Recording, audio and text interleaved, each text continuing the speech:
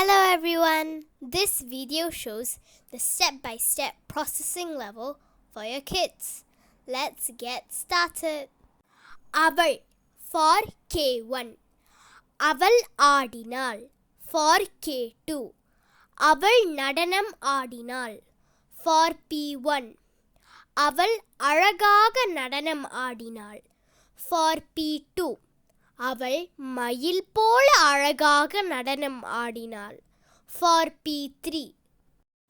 அவள் மயில் போன்ற தன் தோகையை விரித்து அழகாக நடனமாடினாள் for P4. அவள் பல வண்ணங்கள் நிறைந்த மயில் போன்ற தன் தோகையை விரித்து அழகாக நடனமாடினாள் for P5.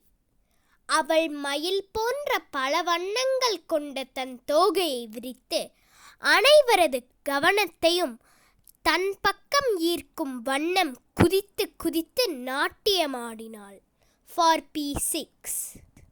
நன்றி, வணக்கம்.